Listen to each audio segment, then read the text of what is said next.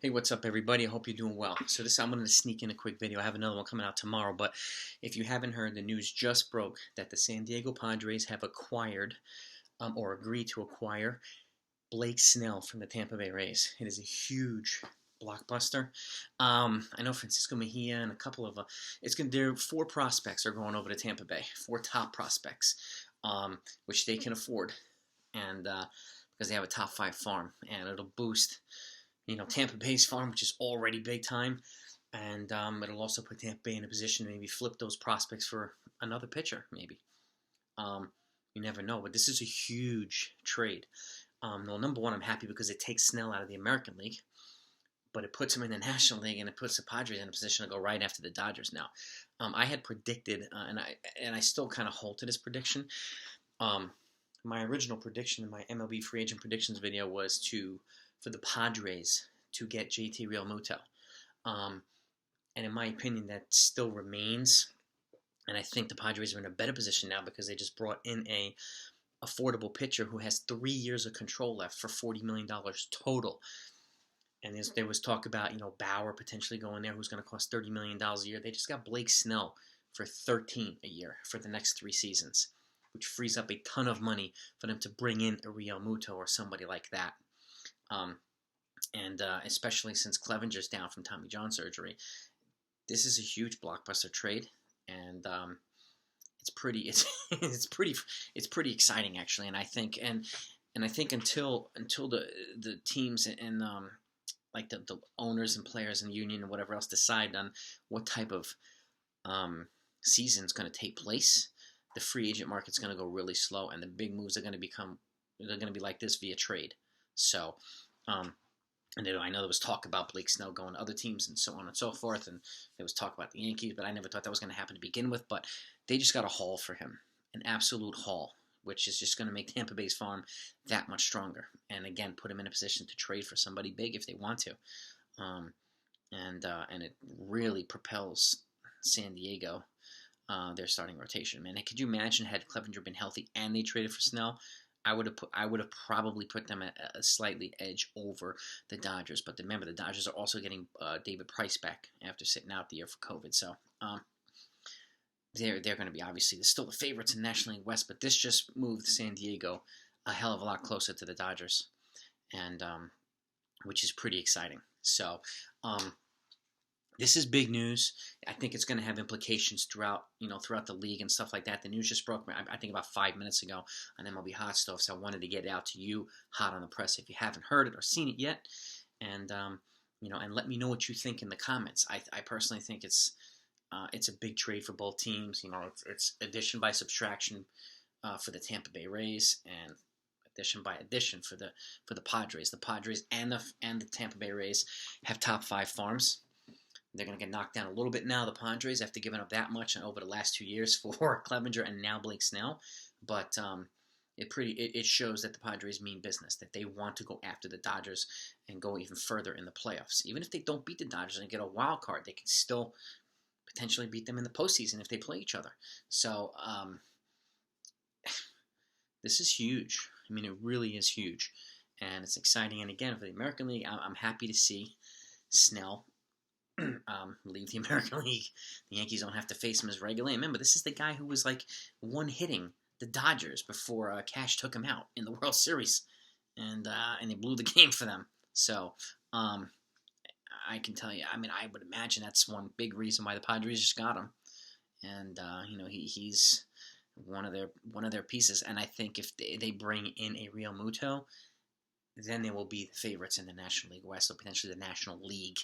In my opinion, I think they'll have an edge over the Dodgers if they bring in Realmuto as well. My prediction was that from a couple months ago that they would get Realmuto. I think it's even more reinforced in me now, particularly since the Mets did not sign him, and I don't see the Phillies bringing him back. It kind of opens up the path for the contenders, particularly the Padres, who have shown a willingness to spend and have shown that they're very, very serious about competing and wanting to win a title, which is a great thing. So I think there's going to be more blockbuster trades happening this offseason. I think the next pitcher to go is probably Castillo, and if he goes, I think Darvish will go too. So I think there's going to be a couple of high-level aces still trading teams this offseason. Potentially a couple big bats, but I think that the next two will be probably Castillo and Darvish. Sonny Gray might get moved too. The Reds are pretty serious now. They're not bringing back Bauer, and if they move Castillo and Gray, then they'll obviously restock with a lot of prospects and stuff like that. But it shows that they want to cut payroll too. And even though they brought in a lot of offense, who knows what they're going to do after that? But we'll see. But this is a trade I had to get out to you. And, I thought you would enjoy this. And for those fans, for Tampa Bay fans, Dodgers fans, Padres fans, Yankees fans, whoever fans, let me know what you think in the comments down below. If you're as surprised about this as I am and excited about it as I am too, because, again, the Yankees don't have to face this guy a bunch of times a year now, particularly for Yankee fans, but the Dodgers will have to face him a whole bunch of times. So it just made the National League West that much more competitive.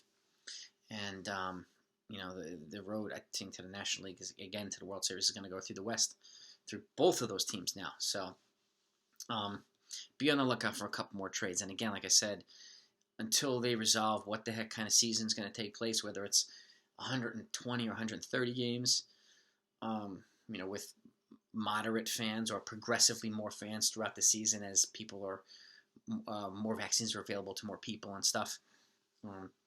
Who knows? I mean, I do hear that the Players Union, they want 160, but the owners want less. So I guess there's going to be some kind of compromise again. I'm of the opinion that 120, 130 game season with maybe 20% fans in the first half of the year, and then maybe 40 to 50% fans for the second half of the year to minimize losses and to potentially go from red to black for some teams. It's probably the best idea to phase back into a regular season. And I think it's also important for the starters too, because especially first frontline starters like Snell, who pitched, 80 innings last year, to go from 80 to 200 is a strain on anybody. It's dangerous. So I don't think, and I think it's historically speaking, the starting pitcher should not increase more than maybe 40 to 50 innings per season. So even those guys, I wouldn't have anybody pitch 200 innings next year.